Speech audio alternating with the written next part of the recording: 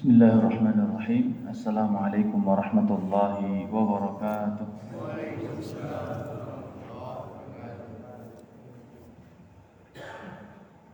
Alhamdulillah, wassalatu wassalamu ala rasulillah Sayyidina Muhammad ibn Abdillah wa ala alihi wa sahbihi wa man tabi'a hudahu wa walah, la hawla wa la quwwata illa billah. Rabbi shrah li sadri wa yassir li amri wahlul 'uqdatam min lisani yafqahu qawli. Allahumma rabbana zidna ilma warzuqna fahma wa zidna huda, amin ya Allah ya rabbal alamin. Amma ba'd. Alhamdulillah, kita bersyukur kepada Allah Subhanahu wa taala. Baru saja kita selesai menunaikan salat maghrib berjamaah. Semoga apa yang telah kita tunaikan diterima oleh Allah Subhanahu wa taala. Salawat dan salam kita hadiahkan kepada suri tauladan kita Nabiullah Muhammad sallallahu alaihi wasallam dengan salawat dan taslim, dan dengan izin Allah Subhanahu wa taala mudah-mudahan mengantarkan kita kepada syafaatnya. Amin ya Allah ya rabbal alamin. Jamaah sekalian yang dimuliakan Allah, kita lanjutkan surat An-Naba ayat 35.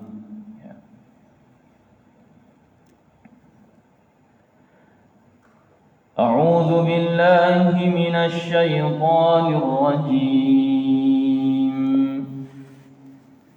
رب السماوات والأرض وما بينهما الرحمن لا يملكون منه خطابا يوم يقوم الروح والملائكة صفا لا يتكلمون إلا من أذن له الرحمن وقال صوابا ذلك اليوم الحق فمن شاء اتخذ إلى ربه مآبا إنا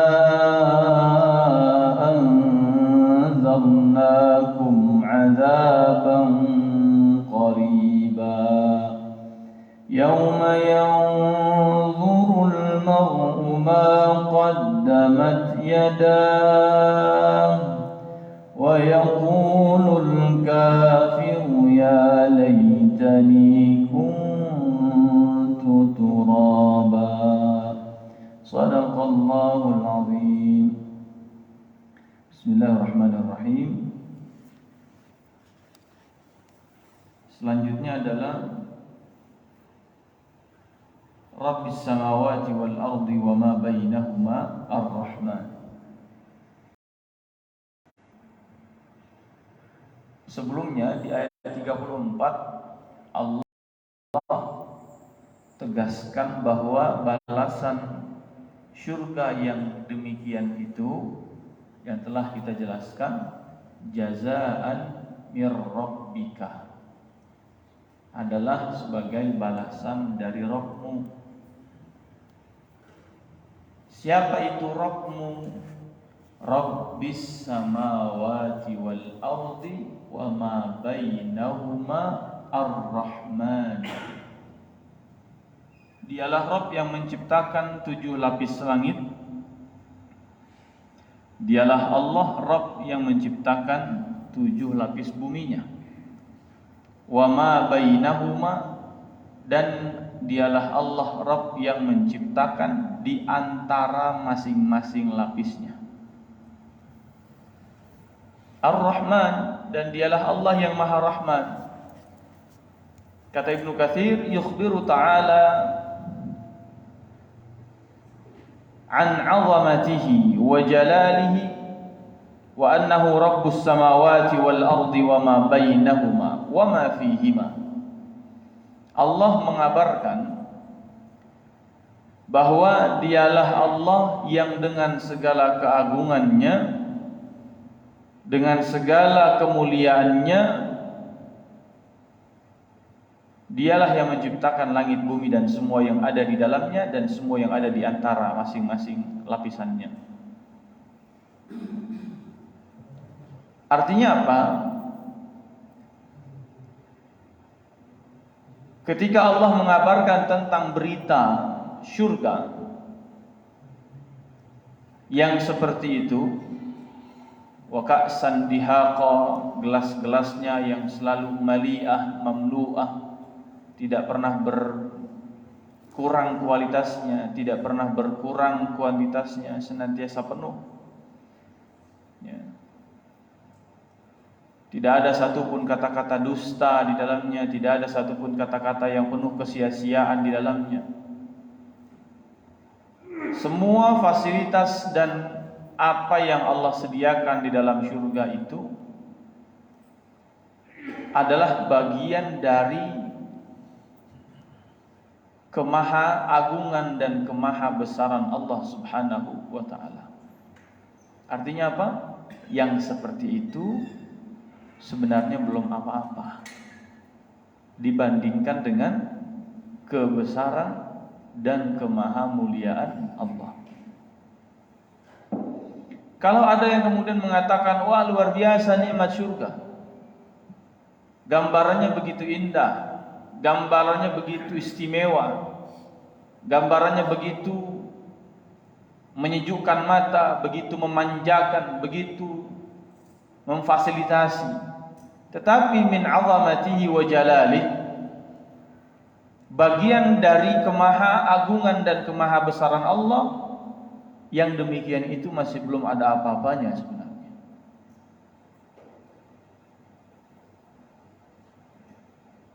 Karena ada satu nama Allah yang Allah gunakan untuk menjelaskan siapa Dia. Dari sekian banyak nama Allah, inna lillahi tis'atan wa tis'ina isman mi'ah illa wahidah. Allah punya 99 nama, 100 kurang 1. Yang Allah gunakan dalam ayat ini untuk menggambarkan kemahaagungannya, untuk memberitakan kemahabesarannya adalah nama Allah Ar-Rahman. Rabbis samawati wal ardi wa ma bainahuma Ar-Rahman. Apa makna Ar-Rahman? Wa annahu ar-Rahmanu alladhi syamilat rahmatuhu kulla syai'. Dialah Allah yang rahmatnya mencakup segala sesuatu. Dialah Allah yang rahmatnya menjangkau segala sesuatu. Dari sejak sebelum kita dilahirkan, Allah sudah jadikan tempat cikal bakal kita disebut sebagai rahim. Syaqqaqtu min ismi, aku jadikan rahim itu, aku ambil dari namaku.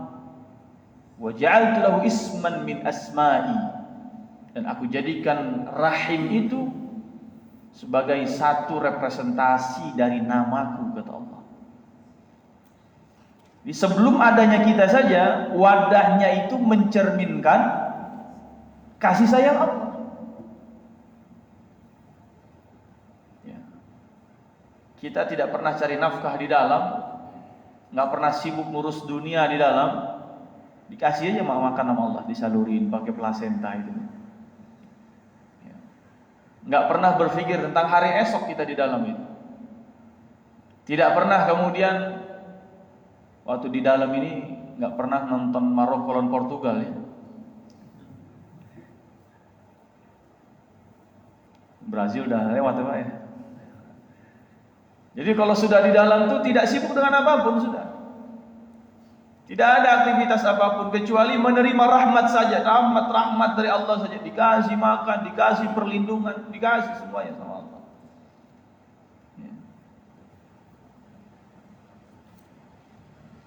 Bahkan rahman dan rahimnya Allah, rahmatnya Allah wasi'at kulla syai', menjangkau segala sesuatu. Ketika sudah meninggal dunia, ketika masuk ke dalam liang lahat.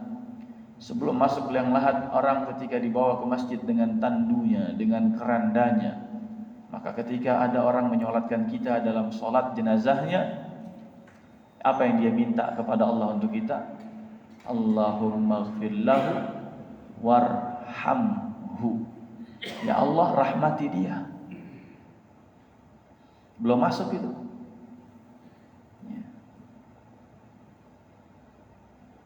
Nanti ketika di yaumil mahsyar, ketika kemudian di yaumil hisab, ketika sudah ada di sirat, ma bainal jannati wa ma bainan nar, antara kemungkinan surga ataupun kemungkinan neraka. Apa yang menentukan? Bukan amal soleh, tapi adalah rahmat Allah. Artinya apa? Wahai innalil muttaqin, orang-orang bertakwa, balasan surga yang sudah seperti itu Allah gambarkan. Dialah Allah Rabb yang menciptakan langit dan bumi dan semua yang di dalamnya dan di antara masing-masing lapisannya. Dialah Allah yang Rahman. Maka untuk masuk surga, kejar rahmat Allah. Maknanya, pesannya seperti itu. Kenapa Allah kaitkan tentang nikmat surga di ayat sebelumnya? Kemudian di ayat 35 Allah memperkenalkan tentang namanya adalah Ar-Rahman. Sebab apa? Mau mendapatkan yang seperti itu? Tiketnya Rahmannya Allah, Rahimnya Allah, Rahmatnya Allah. Makanya sebuah hadis dari Rasulullah SAW jelas ya. Sesungguhnya setiap hamba tidaklah masuk ke dalam surga karena amalnya. Dan tidaklah setiap hamba masuk ke dalam neraka atau terhindar dari neraka karena amalnya. Ya. Begitu juga dengan aku, kata Nabi. Wala ana illa an yataghammadani Allahu birahmatih. Kecuali semua karena ada curahan rahmatnya Allah kepadaku. Kalau kita bayangkan dengan amalnya Rasul, tentu tidak ada apa-apanya. Tapi Rasul saja masuk surga karena rahmat Allah. Bagaimana dengan kita? Lantas ada orang-orang yang ghurur, tertipu dengan amalnya. Nilai ketakwaan apakah karena amal? Tidak. Kalau menjelaskan tentang makna ketakwaan, di mana tempat takwa? Bukan pada amal. Nabi menjelaskan at-taqwa hahuna wa yushiru ila sadrihi thalatha marrat. Takwa itu di sini. Nabi nunjuk ke arah dadanya sebanyak 3 kali. Amal itu sesuatu yang memupuk ketakwaan. Tapi tidak semua amal menumbuhkan pohon takwa. Dia hanya pupuk saja. Tapi ada orang yang membanggakan pupuk, Pak. Sibuknya nanam pupuk. Padahal pasti enggak kalau orang menanam, ditanam pupuknya pasti menumbuhkan tanaman? Pasti kan? Tidak pasti. Karena ada unsur yang lain kan? Bagaimana kualitas tanahnya, bagaimana kemudian asupan airnya, bagaimana kemudian mataharinya dan seterusnya. Artinya apa? Masuk surga jangan pernah tertipu dengan amal. Kita sudah sholat berjamaah, kemudian kita kasih stempel hati kita bahwa kita sudah pantas masuk surga. Nauzubillahi min dzalik. Kita sudah pernah naik haji, kita kasih stempel diri kita bahwa kita sudah pantas masuk surga. Nauzubillahi min dzalik. Karena yang pantas mengatakan innalil muttaqina mafaza, dialah Allah yang akan menjadikan bagi orang bertakwa disediakan balasannya namun ingat Rabbis samawati wal ardi wa ma bainahumar rahman. Ada rahmannya Allah untuk bisa masuk.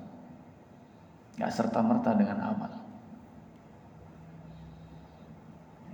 Kalaulah dengan amal saja bisa masuk surga, ada seorang Yahudi di Madinah dulu. Ada seorang Yahudi di Madinah. Ketika perang Uhud, ya, beliau sebelum perang masuk Islam. Belum sempat mandi junub, mandi janabah karena dia masuk Islam itu, karena dia mu'allaf. Belum sempat mandi. Belum sempat sholat sama sekali. Belum sempat bayar zakat. Belum sempat puasa apapun. Belum sempat naik haji. Ikut perang Uhud, meninggal. Syahid. Apa kata Rasul? Tempatnya di surga. Padahal belum ada amalnya sama sekali, Pak. Nggak pernah sholat, nggak pernah puasa, nggak pernah zakat, nggak pernah naik haji. Baru masuk Islam, ikut perang, mati, masuk surga. Sebelumnya Yahudi di Madinah. Jadi masuk surga apakah karena amal? Tidak.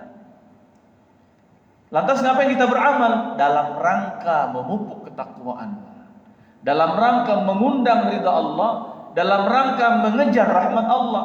Maka jelas niat kita. Usolli nawaitu, ujungnya apa? Lillahi ta'ala. Apa artinya lillah? Libtigha'i mardatillah. Kita pengen cari ridha Allah dengan ibadah ini. Bukan nyari surga. Ya, karena tidak ada satupun niat yang kemudian diajarkan kepada kita bahwa usolli fardal maghrib ujungnya lil jannah. Enggak ada, Pak. Nawaitu shoma ghadin ujungnya adalah lil jannah, tidak ada. Semua lillahi ta'ala, lillahi ta'ala, lillahi ta'ala. Karena orang yang faham tentang kaidah beramal, dia menunjukkan dan mengarahkan amalnya. Inna salati wa nusuki wa mahyaya wa mamati lillah. Hanya untuk mencari ridha Allah. Nah, ini yang ke-35.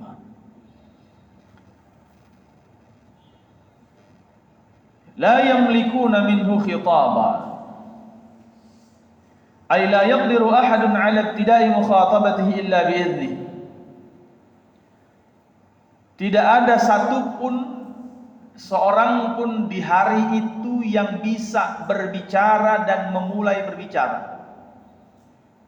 La yaqdiru ala ibtida'i mukhatabatihi illa bi'idhnih. Tidak ada yang sanggup, tidak ada yang mampu, tidak ada yang kuasa untuk bisa berbicara kecuali yang Allah izinkan. Ya. Maka hari itu adalah hari semua mulut membisu. Hari ketika dibangkitkan, semua mulut membisu. Ngapain? Menunggu Allah turun dengan arsy-Nya.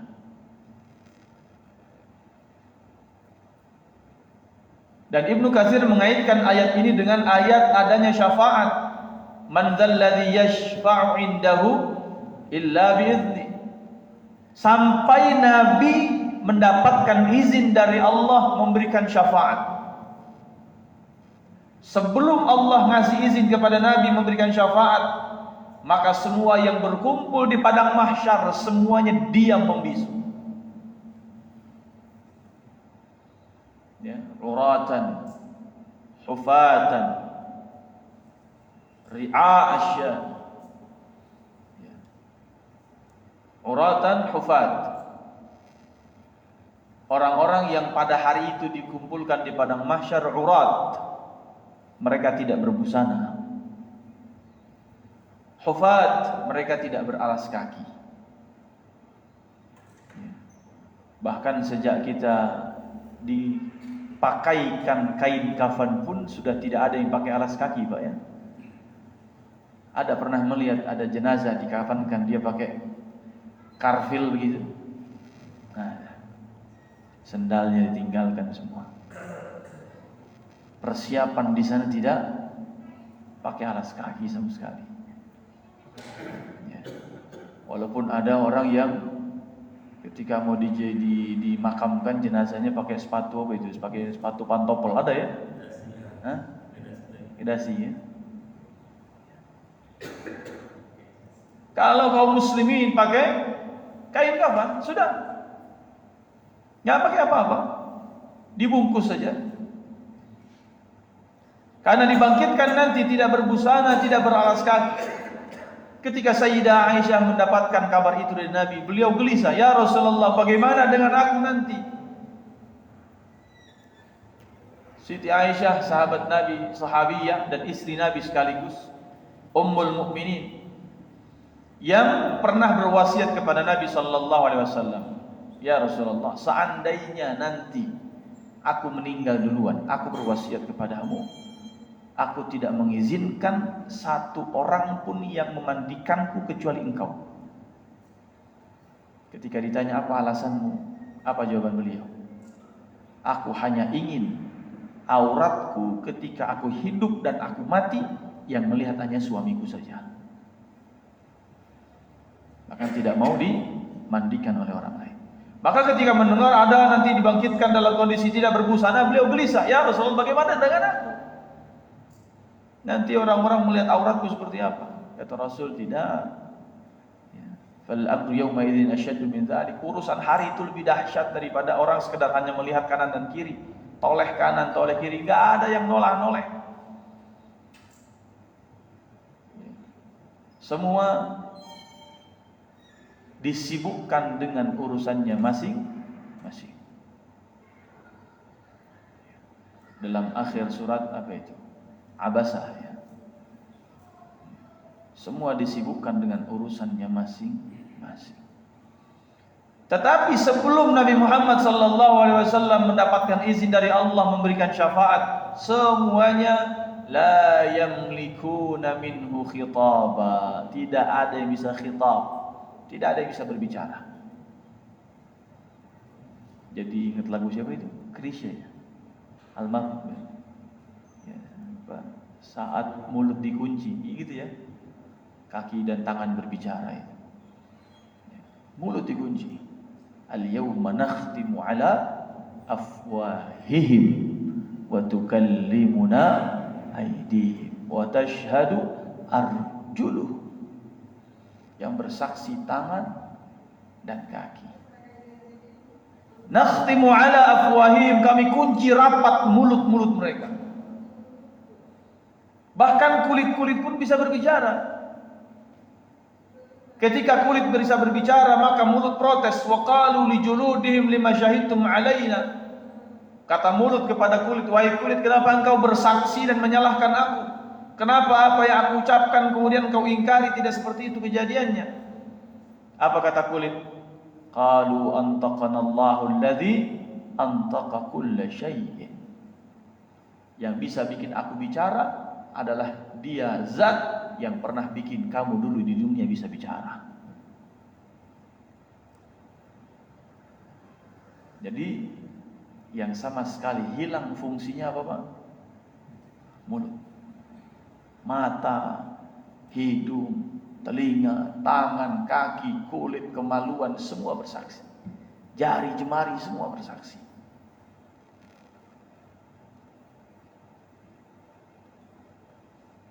Sudahkah kita siap menerima persaksian itu?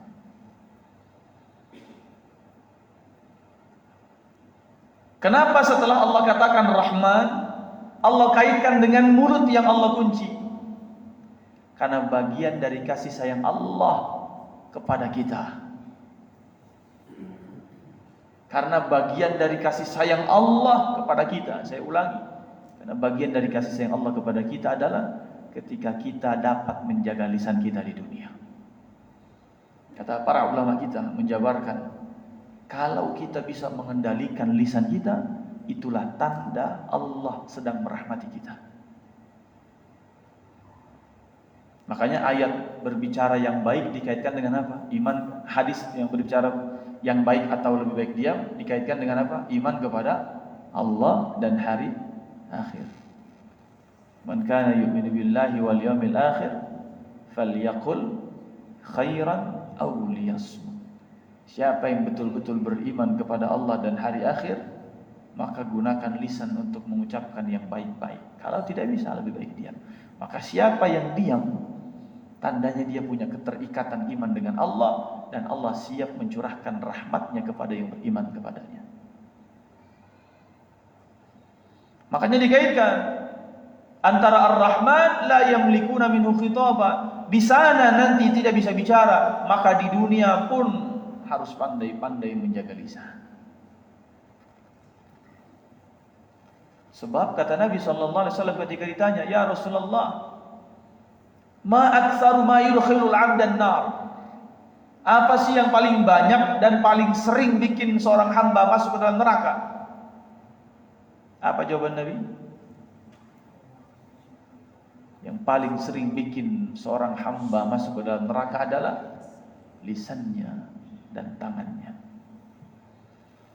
Sedangkan ayat itu berbicara tentang syurga, dikaitkan dengan orang yang tidak bisa bicara. Apa maknanya? Orang yang masuk syurga adalah orang yang terbiasa menjaga lisan. Dan orang yang terbiasa menjaga lisan, tandanya sedang dicurahkan rahmat oleh Allah. Sebaliknya, orang yang banyak ngomong,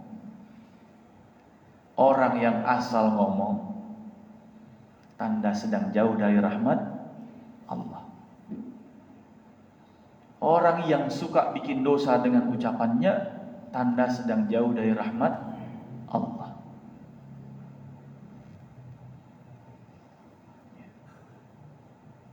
Ketika Allah mensifati orang-orang beriman, siapa mereka? Salah satunya adalah wadz-dzakirinallaha katsiran wadz-dzakirat. Orang-orang yang banyak menggunakan lisannya untuk berzikir, baik mukmin laki-laki ataupun mukmin perempuan. Sedangkan orang yang tidak beriman, gak dalam golongan al-munafiqun, Allah katakan apa? Innal munafiqina yukhadi'una Allah wa huwa khadi'uhum wa idza qamu ila as-salati qamu kusala yura'una an-nasa wa la yadhkuruna Allah illa qalila. Mereka adalah orang-orang yang tidak menggunakan lisannya untuk banyak zikir. Zikirnya sedikit doang. Lisannya digunakan untuk banyak bikin dosa lisan. Na'udzubillah min dzalik. Ya. Ini ayat 35. Berikutnya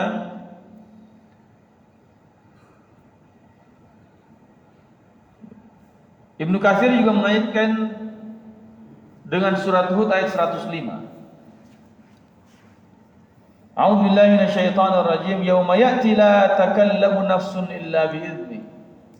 Ada hari di mana tidak ada satupun jiwa, tidak ada satupun yang pernah bernyawa di dunia, tidak ada satupun makhluk yang hari itu bisa bicara kecuali atas izin Allah Subhanahu wa ta'ala. Apa yang akan Allah izinkan untuk kemudian bisa bicara, Pak? Salah satunya adalah ketika Allah bertanya, siapa di antara kalian yang mau ngadu sama aku hari ini? Maka hadis yang cukup terkenal tentang siapa orang yang bangkrut, orang yang datang hari kiamat membawa pahala amalnya banyak.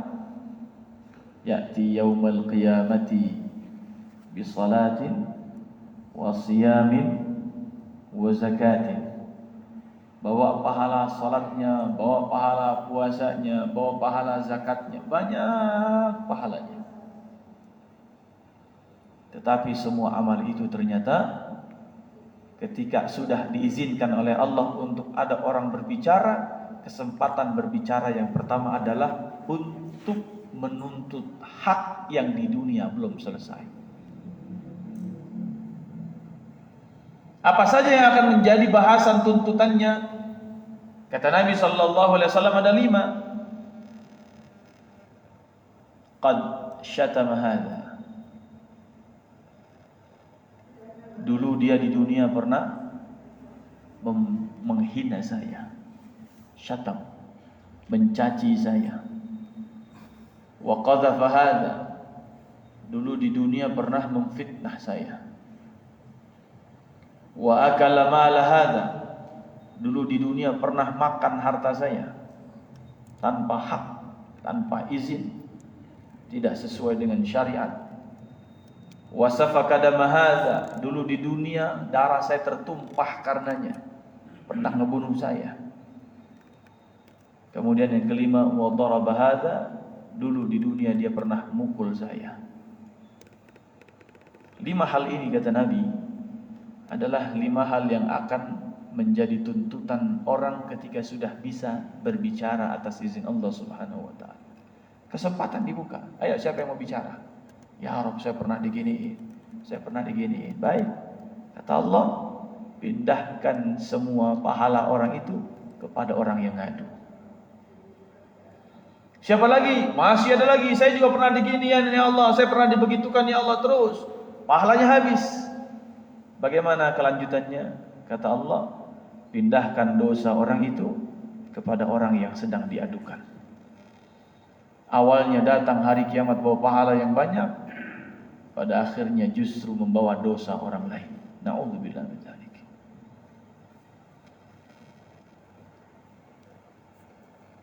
Maka ada banyak permintaan ya, doa diajarkan, misalnya Allahumma saddid qawli inda liqa'ika. Ya Allah, teguhkan ucapanku ketika aku hendak bertemu dan kembali kepadamu. Dengan ucapan apa? Man kana akhir kalamihi la ilaha illallah dakhala jannah. Supaya ketika kita mau kembali kepada Allah, yang diteguhkan adalah ucapan la ilaha illallah. Kalau di situ sudah, insyaallah berikutnya selamat.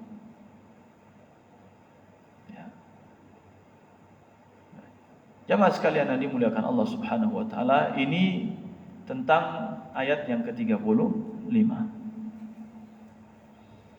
Kemudian ayat 36. Ya, maaf, ayat 37 tadi ya. Sekarang ayat 38. Yauma yaqumur ruhu wal malaikatu saffa la yatakallamuna illa man adzina lahu ar-rahman wa qala shawaba. Kata Ibnu Katsir, ikhtalafa al-mufassiruna fil murad bir-ruhi hahuna ma huwa ala aqwal. Para pakar tafsir berbeda pendapat apa yang dimaksud dengan ar-ruh pada ayat ini. Yauma yaqumur ruh, hari di mana ruh berdiri dan malaikat-malaikat pun berdiri bersaf-saf, membentuk saf atau barisan. Apa yang dimaksud dengan ruh? Ulama berbeda pendapat. Yang pertama adalah yang disampaikan oleh Ibnu Abbas, annahum arwahu bani Adam. Yang akan berdiri bersaf-saf adalah ruhnya Bani Adam atau ruh manusia. Jadi dijejer dari zaman dari manusia pertama Nabi Adam sampai manusia terakhir, dibikin safnya.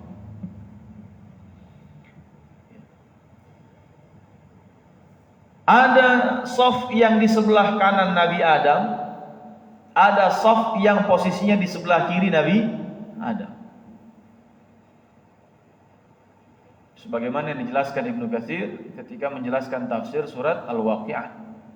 Wa kuntum azwajan thalatha. Fa ashabul maimanati ma ashabul maimanah. Golongan kanan kata Ibnu Katsir adalah golongan yang safnya di sebelah kanan Nabi Adam. Wa ashabul masyamah ma ashabul masyamah. Golongan kiri yang akan sengsara adalah mereka yang safnya di samping kiri Nabi Adam. Sehingga bersaf-saf itu. Itu pendapat yang pertama, yaitu manusia. Yang kedua,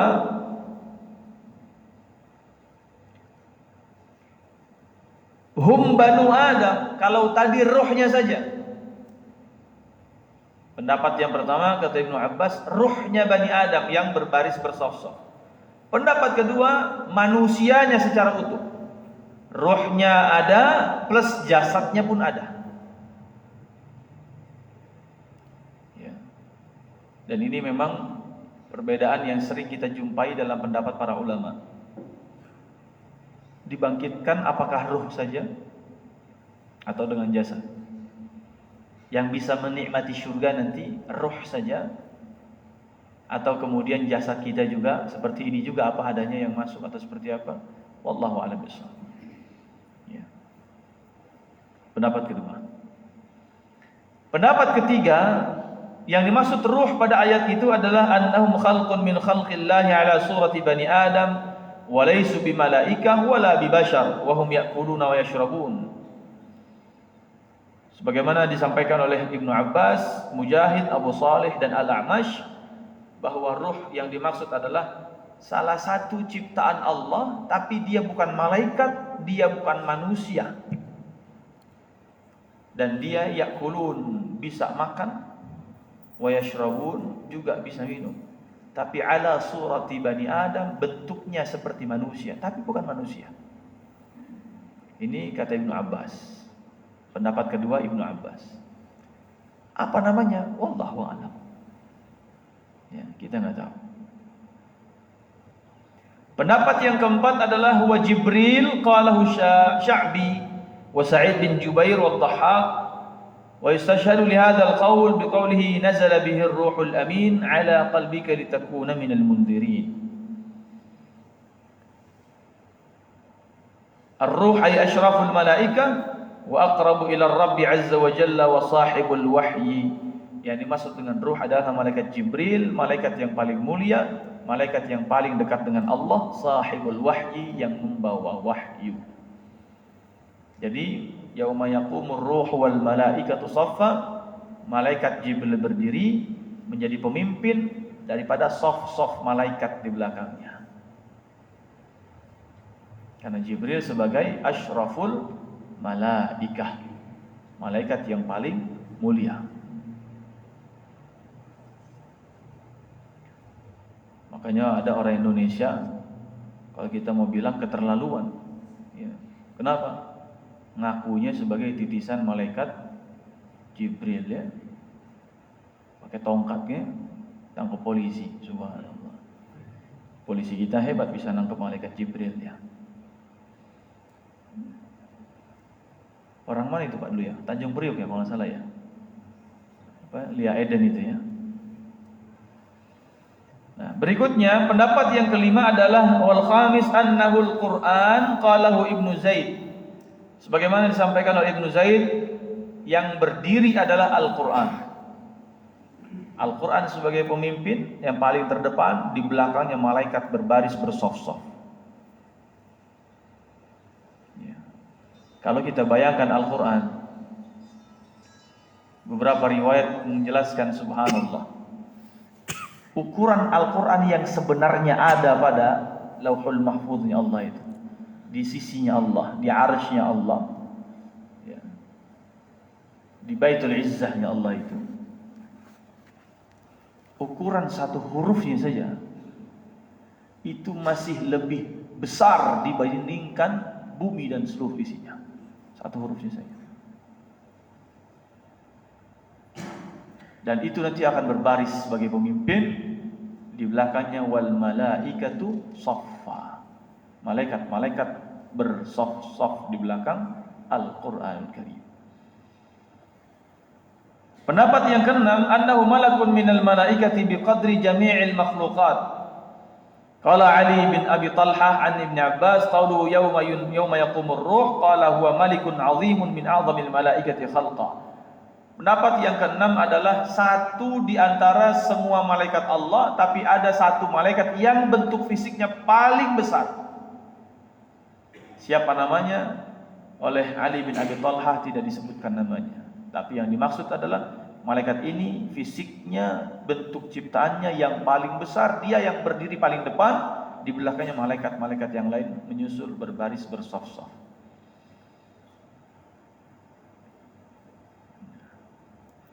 Kalau ada beberapa pendapat seperti ini, ada 6 pendapat, maka kita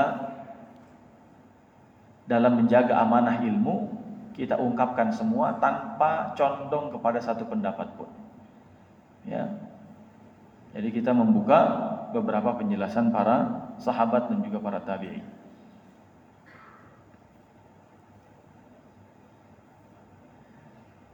Ada sebuah riwayat dari Abdullah bin Abbas. Hadisnya ini cukup membuat kita mungkin terperangah. Kata Ibnu Abbas, sami'tu Rasul sallallahu alaihi wasallam. Saya pernah dengar Nabi bersabda, yaqul, "Inna lillahi malakan law qila lahu iltaqim as-samawati as-sab'a wal aradin bi laqmatin wahidah la fa'al. Tasbihuhu subhanaka haitsu kunta."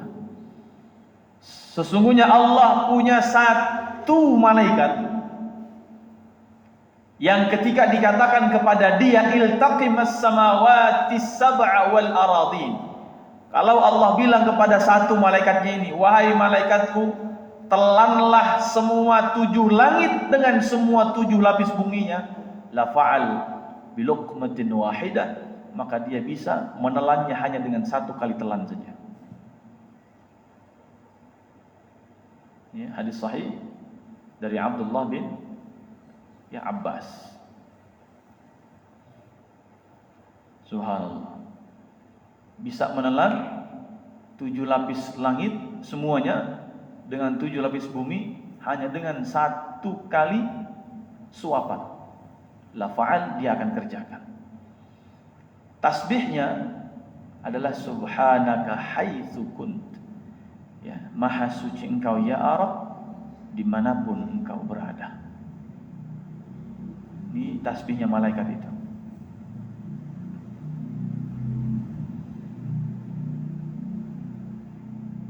Baik.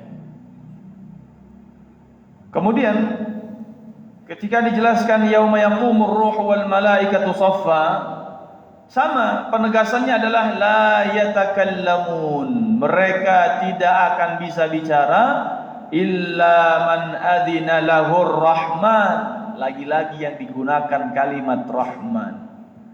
Subhanallah. Dalam belajar ilmu Quran itu ada satu kaidah sederhana. Kalau ada satu kata berulang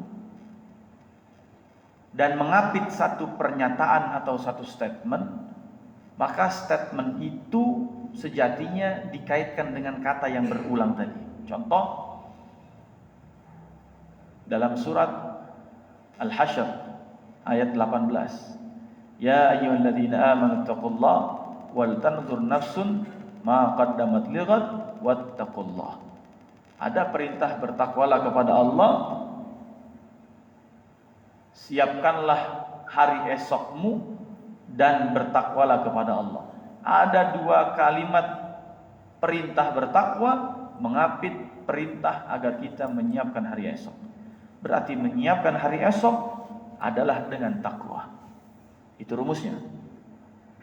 Nah, dalam ayat ini ada 2 kalimat diulang. 1 kalimat diulang 2 kali, yaitu sama-sama kalimat apa?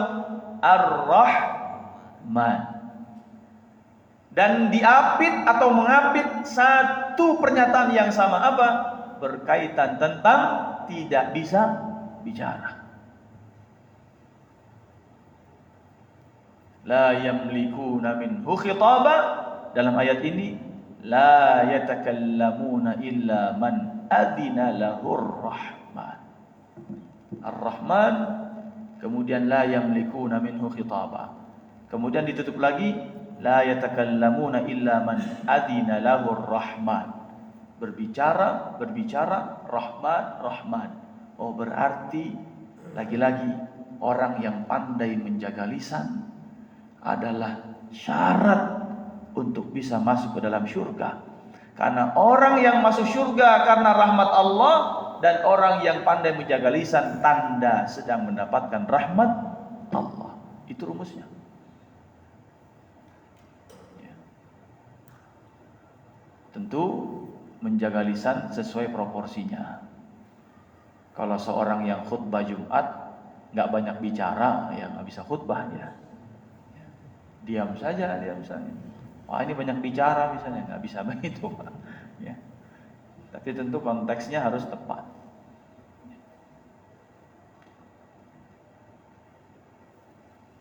Kemudian dalam hadis sahih dikatakan wala yatakallamu yauma'idzin illa rusul. Hari itu tidak ada satupun yang bisa bicara kecuali rasul-rasul Allah Subhanahu wa taala. Jumlah rasul ada berapa, Pak?